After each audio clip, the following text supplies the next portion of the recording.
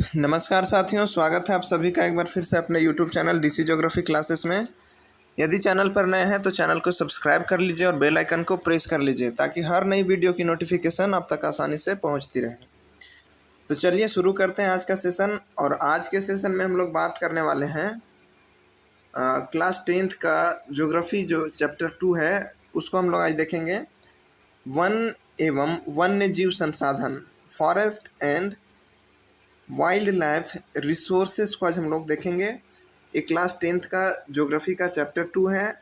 तो एनसीईआरटी के बेस्ड ये कंटेंट है जो आपके एग्ज़ाम के पॉइंट ऑफ व्यू से काफ़ी इम्पोर्टेंट होने वाले हैं।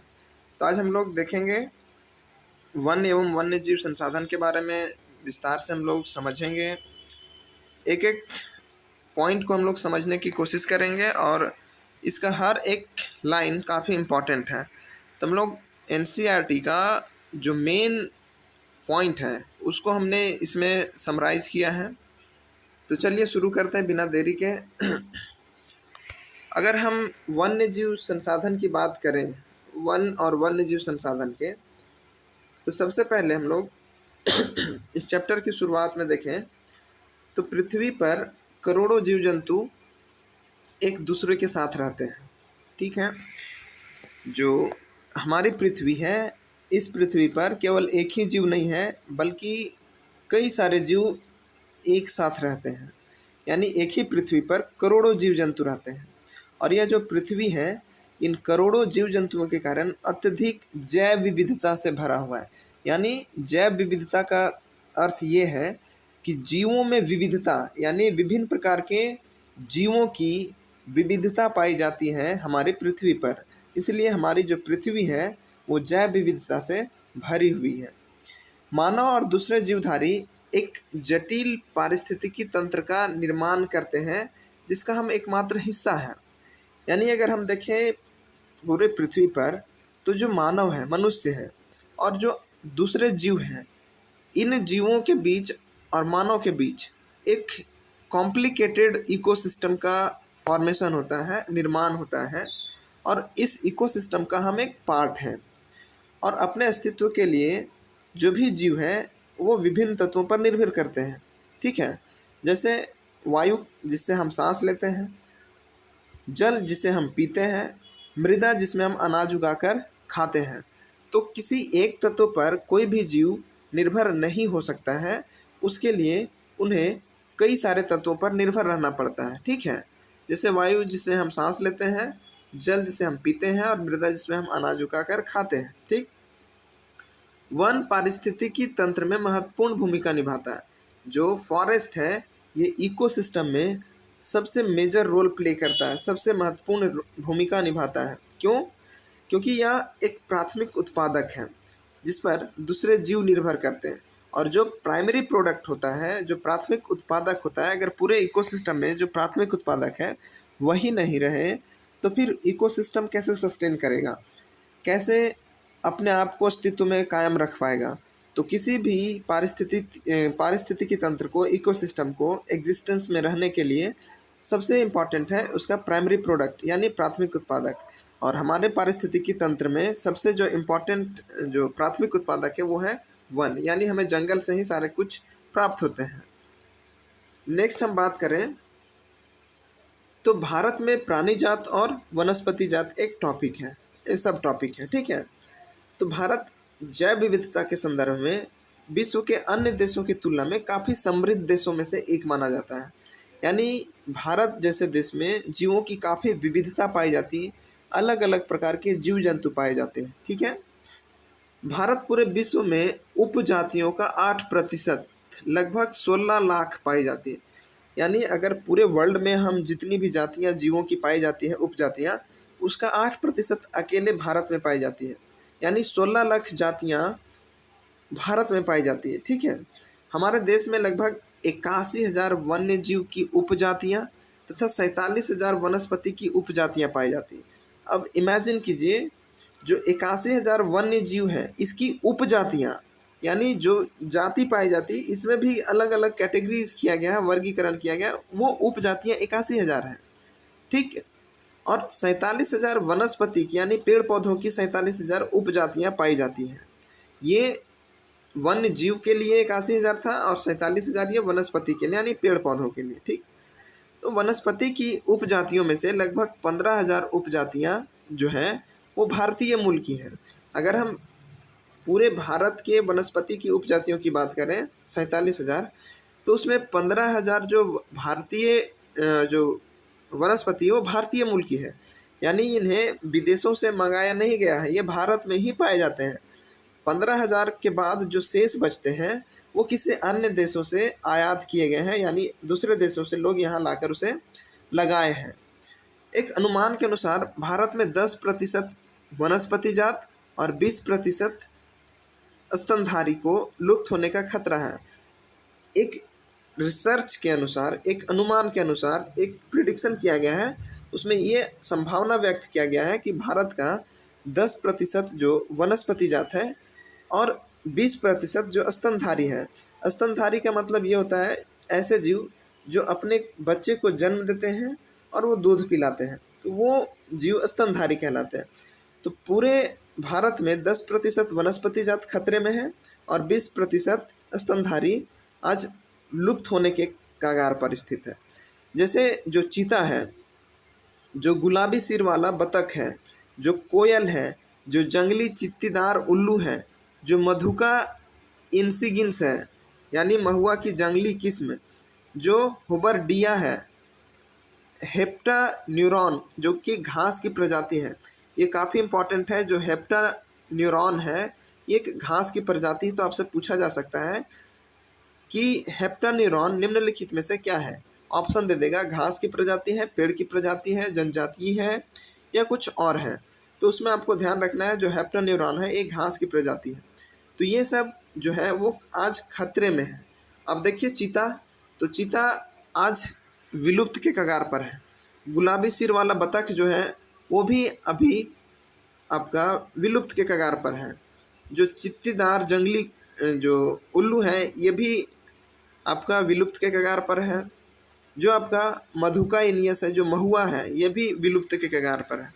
तो ये सारी जीव जंतुएं जो है वो आज काफ़ी संकट में है, और संकट इसलिए भी है क्योंकि लोग इसके शिकार करना नहीं छोड़ रहे हैं, पेड़ों को काटना नहीं छोड़ रहे हैं, इसलिए ये जीव जंतु आज खतरे में है। हम बात करें भारत में बड़े प्राणियों में से, तो स्तनधारियों की 79 यानी 79 जातियाँ और पक्षियों की 44 जातियाँ, वहीं सरीसृपों की 15 जातियाँ तथा स्थलचरों की 3 जातियाँ लुप्त होने के कगार पर है। ठीक है, भारत में वन आवरण लगभग 6,37,293 वर्ग किलोमीटर क्षेत्रफल में फैला है। अगर पूछा जाए वन क्षेत्र भारत में, तो ये हालांकि पुराना डाटा है, 1999 के अनुसार है, यानी 1999 के अनुसार देश के कुल भौगोलिक क्षेत्रफल का 19.39% भाग पर वन क्षेत्र पाया जाता था। लेकिन अभी जो वर्तमान समय में भारत के कुल भौगोलिक क्षेत्र का 24.62% भाग पर वनों का आवरण है। यानी अगर पूरे भारत में देखें तो पूरे भारतवर्ष के जो भौगोलिक क्षेत्र है उसका 24% भाग पर यानी 24.62% भाग पर जंगल पाए जाते हैं। ठीक है, जबकि किसी भी देश में मिनिमम न्यूनतम 33% जंगल होना ही चाहिए। कुल भौगोलिक क्षेत्रफल का 33% भाग पर वन का आवरण होना आवश्यक है। ठीक है, अब यहाँ international union for conservation of nature यानी IUCN के अनुसार पौधों और प्राणियों को कुछ कैटेगरीज में डिवाइड किया गया है। कुछ प्राणियों और वनस्पतियों को कुछ अलग श्रेणियों में वर्गीकृत किया गया है। जैसे जो IUCN है इसके अनुसार अगर हम बात करें तो जो प्राणी हैं और जो पौधे हैं इनका वर्गीकरण किया गया है, इनका क्लासिफिकेशन किया गया है। जैसे सामान्य जातियाँ, सुभेद्य जातियाँ, दुर्लभ जातियाँ, स्थानिक जातियाँ, लुप्त जातियाँ और संकटग्रस्त जातियों की श्रेणी में इसे बांटा गया है। अब क्या होता है, इन सारी चीज़ों को आज हम लोग एक एक करके देखेंगे। अगर हम बात करें सामान्य जातियाँ की, तो वे जातियाँ जिनकी संख्या वे जातियाँ जिनकी संख्या जीवित रहने के लिए सामान्य मानी जाती है, जैसे पशु, साल, कृंतक जिसको रोडेंट्स कहते हैं, ये एक पेड़ है। तो सामान्य जातियों में हम उन जातियों या पेड़ पौधों या जीव जंतु को रखते हैं जिसको हम आम जीवन में आसानी से देख सकते हैं, जिसके ऊपर कोई संकट नहीं है, तो ऐसे जातियाँ सामान्य जातियाँ कहलाती है। ठीक। नेक्स्ट है सुभेद। तो सुभेद जातियाँ यानी वल्नरेबल के अंतर्गत हम लोग ऐसे जीव जंतु या पेड़ पौधों को रखते हैं, शामिल करते हैं जिसकी संख्या घट रही है। और संख्या घट क्यों रही है, इसके पीछे भी कारण है, क्योंकि जो लोग जंगलों में शिकार करने जो लोग जा रहे हैं, जो जंगल को लोग काट रहे हैं, जो पॉपुलेशन बढ़ा रहे हैं लोग, जिसकी ज़रूरत को पूरा करने के लिए लोग जंगलों को काटकर अपना घर बना रहे हैं, जीव जंतुओं के आवास को नष्ट कर रहे हैं, तो वे जो जंगल में जीव जंतु रहते थे उनकी संख्या लगातार घट रही है। जैसे जो नीली भेड़ है, वो एशियाई हाथी है, गंगा की डॉल्फिन है, ये सुभेद जातियों के अंतर्गत शामिल किए जाते हैं। नेक्स्ट हम अगर बात करें दुर्लभ जाति की, तो दुर्लभ जातियों में वे जातियाँ जिनकी संख्या बहुत कम है, यानी रेयरली आपको देखने को मिलता है, कभी कभार आपको देखने को मिलता है, वैसी जातियाँ दुर्लभ जातियाँ कहलाती हैं। ठीक है। नेक्स्ट है स्थानिक जातियाँ। तो स्थानिक जाति के अंतर्गत हम किसको रखेंगे, तो विशेष क्षेत्रों में पाई जाने वाली जातियाँ, जैसे अंडमानी टील, निकोबारी कबूतर और अरुणाचल के मिथुन, ये लोग स्थानिक जातियाँ हैं। स्थानिक कहने का तात्पर्य ये है कि कोई भी जीव जंतु हो या कोई भी पेड़ पौधा हो, वो केवल उसी क्षेत्र विशेष में ही पाया जाएगा।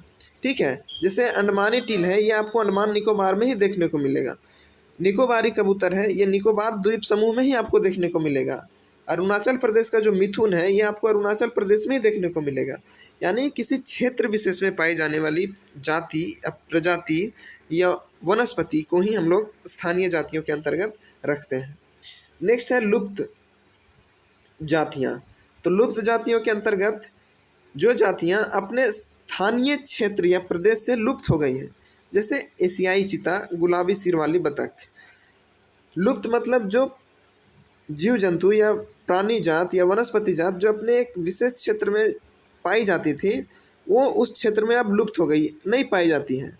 तो ऐसे जो प्राणी जात है और वनस्पति जात है, इसे हम लोग लुप्त जाति के श्रेणी में रखते हैं। अब एक है संकटग्रस्त जातियाँ।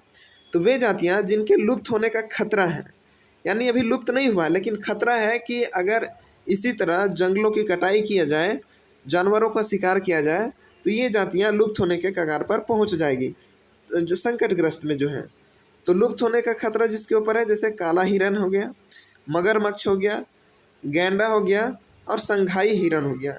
ये सारी जो जीव हैं, जंतु हैं, ये संकटग्रस्त की श्रेणी में आता है। आई होप कि आपको समझ में आ रहा होगा। नेक्स्ट हम बात करें पॉइंट की, तो भूमि पर रहने वाला दुनिया का सबसे तेज स्तनधारी प्राणी चीता है। काफ़ी इम्पोर्टेंट है। दुनिया में सबसे तेज स्तनधारी प्राणी कौन है, तो वो आपका चीता है। ठीक है। जो कि बिल्ली परिवार का एक अजूबा और विशिष्ट सदस्य है। जो चीता है वो किस परिवार से संबंध रखता है, तो बिल्ली के परिवार से संबंध रखता है। ठीक। अगर इसकी बात करें गति की, तो 112 किलोमीटर प्रति घंटे की रफ्तार से ये चीता दौड़ सकता है। ठीक है।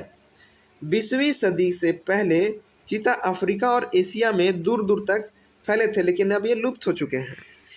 पहले जो 20वीं सदी तक था, तो चीता आपको अफ्रीका में काफ़ी आसानी से और एशिया में देखने को मिल जाते थे, लेकिन अब ये विलुप्त हो चुके हैं। क्यों? इसके पीछे सबसे बड़ा जो रीज़न है वो मानव जनसंख्या का वृद्धि है। जब जनसंख्या बढ़ रही है तो लोगों को रहने के लिए जो आवास है वो उपलब्ध नहीं हो पा रहे, और आवास उपलब्ध करवाने के लिए, आवास की आपूर्ति करने के लिए लोग जंगलों को बड़े पैमाने पर काट रहे हैं, और जंगल काट के लोग घर बना रहे हैं, खेती कर रहे हैं, जिसके कारण जो चीता का जो नेचुरल हैबिटाट था, जो प्राकृतिक आवास था, वो नष्ट हो चुका है। और जब भी किसी भी प्राकृतिक आवास जब नष्ट हो जाता है किसी जीव जंतु का, तो स्वतः वो जो जीव है या जंतु है वो स्वतः विलुप्त हो जाएगा, नष्ट हो जाएगा। ठीक है। तो भारत में चीता 1952 में ही लुप्त घोषित कर दिया गया था। यानी भारत में आज़ादी के तुरंत बाद, जैसे ही 47 में भारत आज़ाद हुआ, 1952 में चीता को लुप्त घोषित कर दिया गया, यानी जो चीता है वो विलुप्त हो गया है, ठीक है, इसकी घोषणा कर दी गई। मनुष्य लकड़ी, छाल, पत्ते, रबड़, दवाई, भोजन, ईंधन, चारा तथा खाद के लिए वन तथा वन्यजीव संसाधन को वन्यजीव को नुकसान पहुंचाता है। मानव को क्या चाहिए? लकड़ी चाहिए खाना बनाने के लिए, दवा बनाने के लिए पेड़ पौधे का छाल चाहिए, उसका पत्ता चाहिए, रबड़ निकालने के लिए पेड़ का डाली काटना चाहिए, दवा बनाने के लिए पेड़ पौधा चाहिए, भोजन के लिए वो पेड़ पौधे पर निर्भर है, ईंधन के लिए, चारा के लिए और खाद के लिए। ये जो मानव है ये वन और वन्यजीव के ऊपर डिपेंडेंट है। अब जब वन और वन्यजीव पर आदमी डिपेंडेंट हो जाए तो उसका नुकसान, उसकी पूर्ति के लिए वन्यजीव को नुकसान जरूर पहुंचाएगा, ठीक है। तो भारत में वनों का सबसे अधिक विनाश जो हुआ है वो उपनिवेश काल में हुआ है, यानी ब्रिटिश शासन के काल में हुआ है। क्यों? क्योंकि उस समय जो रेल लाइन बिछाई जाती थी, रेलों की पटरियां बिछाई जाती थी, उसमें अभी जो सीमेंटेड जो रेल के पटरियों में जो सीमेंट का लगाया जाता है, उस समय लकड़ी का जो बोटा होता था उसको लगाया जाता था, ठीक है। तो रेल लाइन कृषि, व्यवसाय, वानिकी तथा खनन प्रक्रियाओं में वृद्धि से हुआ है। उस समय औपनिवेशिक काल में सबसे अधिक वनों का विनाश भारत में हुआ है, ठीक है। अधिकांश जनजातीय क्षेत्रों में, विशेषकर पूर्वोत्तर और मध्य भारत में स्थानांतरित कृषि, झूम कृषि अथवा स्लैश और बर्न के चलते वनों का कटाई या निम्नीकरण हुआ। ये काफ़ी इंपॉर्टेंट है और क्वेश्चन पूछा जाता है कि स्लैश और बर्न कृषि भारत के किस क्षेत्र में किया जाता है?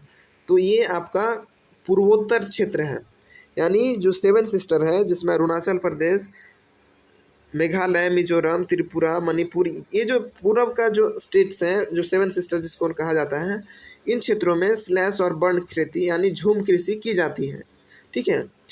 अब जब ये सब जानने के बाद एक सवाल उठता है कि आखिर जो वन्य जीव और वनस्पति जो भी है ये जो विलुप्त और संकटग्रस्त है, तो इसकी इस स्थिति के कारण क्या उपनिवेशी वन नीति को दोषी माना जाना चाहिए कि नहीं? ये एक बहुत बड़ा प्रश्न है। तो बिल्कुल माना जाना चाहिए, क्योंकि उपनिवेशिक शासन काल में अंग्रेज अपने अनुसार वन नीति का निर्माण किए थे और उसके अनुसार वो वनों को नुकसान पहुंचाया करते थे। तो बिल्कुल इस दशा के लिए अंग्रेज पूरी तरह जिम्मेदार हैं और अंग्रेजों की उपनिवेशी वन नीति काफ़ी दोषी मानी जाएगी। बड़ी विकास परियोजनाएं भी वनों को बहुत नुकसान पहुंचाया। जो बड़े बड़े डैम्स हैं, जो बड़े बड़े प्रोजेक्ट हैं, उसके इस्टेब्लिश होने के कारण भी वन का विनाश काफ़ी हद तक हुआ है। अगर आप बात करें तो 1952 में नदी घाटी परियोजनाओं के कारण लगभग 5000 वर्ग किलोमीटर से अधिक वन क्षेत्रों को साफ करना पड़ा है और यह प्रक्रिया आज भी जारी है। आप देख रहे होंगे कि आपके आसपास के क्षेत्र में जहाँ जो नेशनल हाईवेज़ हैं, जो रोड बनाया जा रहा है, तो उस रोड में जो भी पेड़ पौधे पाए जा रहे हैं उसको काट के रोड बनाया जा रहा है, ठीक है। और ये आज भी जो प्रक्रिया है, प्रोसेस है, जारी है। कोई भी डेवलपमेंटल कार्य हो रहा है तो इसमें उसको इस्टेब्लिश करने के लिए, उसको विकसित करने के लिए काफ़ी बड़े पैमाने पर पेड़ पौधों की कटाई की जाती है। मध्य प्रदेश में नर्मदा सागर परियोजना जो है वो बन रहा है। इसका जब ये पूरा हो जाएगा तो लगभग 4 लाख हेक्टेयर से अधिक वन जो है वो क्या हो जाएगा? जलमग्न हो जाएगा, यानी पानी में डूब जाएगा। तो अब बताइए क्या स्थिति होगी? अब पश्चिम बंगाल में अगर बात करें तो पश्चिम बंगाल में बक्सा टाइगर रिजर्व जो है ये काफ़ी इम्पोर्टेंट है। बक्सा टाइगर रिजर्व कहाँ है? तो पश्चिम बंगाल में। अब ये टाइगर रिजर्व है और इसी टाइगर रिजर्व में एक खनिज पाया जाता है, डोलोमाइट। अब चूँकि जहाँ भी खनिज पाया जाता है सरकार उसके खनन के लिए, राजस्व के लिए उसकी खुदाई करवाती है, ठीक है। तो जो पश्चिम बंगाल में बक्सा टाइगर रिजर्व है, यहाँ डोलोमाइट का खान पाया जाता है और इस डोलोमाइट के खनन के लिए आज ये बक्सा टाइगर रिजर्व खतरे में है, ठीक है। क्योंकि जो टाइगर रिजर्व है, जो वहाँ का नेचुरल हैबिटाट है, उसको नष्ट करके खनिज को निकाला जा रहा है। तो वहाँ प्राकृतिक जो जीव जंतु हैं वो कैसे वहाँ रह सकते हैं, उसके ऊपर ये काफ़ी संकट छा रहा है, ठीक है। कई वन अधिकारियों और पर्यावरणविदों का यह मानना है कि वन संसाधन की बर्बादी में पशुचारण और ईंधन के लिए लकड़ी कटाई मुख्य भूमिका निभाते हैं। बिल्कुल ये सही नहीं है। केवल पशुचारण और लकड़ी जो ईंधन जलाने के लिए लकड़ी जो लोग लाते हैं, क्या यही सबसे मेजर रिस्पॉन्सिबल फैक्टर है? नहीं, अभी के समय में ये रिलेवेंट नहीं है। हम केवल पशुचारण और ईंधन के लिए लकड़ी जो लोग काटते हैं उसी को हम दोषी माने, तो ये सही नहीं है। ओके, अब हम लोग एक इम्पॉर्टेंट टर्म हम लोग समझेंगे और ये काफ़ी इम्पॉर्टेंट है आपके एग्ज़ाम के पॉइंट ऑफ व्यू से। हिमालयन यव, ये हिमालय के क्षेत्र में पाया जाता है। और हिमालयन यव है क्या? तो बेसिकली एक पौधा है। ये क्या है? एक औषधीय पौधा है, इससे दवा बनाया जाता है, ठीक है। और ये पाया कहाँ जाता है? तो आपका हिमाचल प्रदेश और अरुणाचल प्रदेश के क्षेत्र में पाया जाता है। यानी हिमाचल प्रदेश से अरुणाचल प्रदेश के क्षेत्र में हिमालयन यव पाया जाता है, हिमालय के क्षेत्रों में। अब आखिर ये इसका इम्पोर्टेंस इतना क्यों है? तो इसका इम्पोर्टेंस इतना इसलिए भी है क्योंकि इस पेड़ के छाल से, इसके टहनी से, इसके पत्ती से और इसके जड़ से एक टैक्सोल नामक रसायन निकाला जाता है, केमिकल निकाला जाता है, जो कि कैंसर के उपचार के लिए काफ़ी उपयोगी होता है। अब जिस भी पौधे की बात करें जो औषधीय पौधा है, जिसमें औषधीय गुण है, तो उसका विनाश काफ़ी तेज़ी से होता है, ठीक है। तो हिमालयन यव कैंसर के उपचार के लिए बहुत ही उपयोगी होता है। इसमें टैक्सोल नामक रसायन निकाला जाता है, जो कि हिमाचल प्रदेश और अरुणाचल प्रदेश में मुख्यतः पाया जाता है। अब इससे जो कैंसर की जो दवाएं बनाई जाती है, इसका पूरे विश्व स्तर पर काफ़ी अधिक डिमांड है। अब जब अधिक डिमांड है तो इसकी पूर्ति भी लोग करेंगे पैसे की लालच में। तो पैसे की लालच में इस पेड़ की कटाई भी करेंगे। क्यों? क्योंकि इस पेड़ के जो छाल है, इसका टहनी है, इसका पत्ता है, इसका जड़ है, इन सारी चीज़ों से टैक्सोल है वो निकाला जाता है, ठीक है। अब इस पेड़ के अत्यधिक कटाई के कारण पिछले 1 दशक में हिमाचल प्रदेश और अरुणाचल प्रदेश के विभिन्न क्षेत्रों में ये जो पेड़ है ये काफ़ी सूख गए हैं और इसका काफ़ी ह्रास हुआ है इसके संख्या में, हिमालयन यव के। इस प्रकार का कुछ हिमालयन यव होता है। ये हिमालयन यव का ही पौधा है, पेड़ है। इसमें आपको रेड कलर का कुछ फूल दिखाई दे रहा होगा, फल दिखाई दे रहा होगा, ठीक है। और यही हिमालयन यव से टैक्सोल निकाला जाता है, जो कि कैंसर के उपचार में काफ़ी उपयोगी होता है।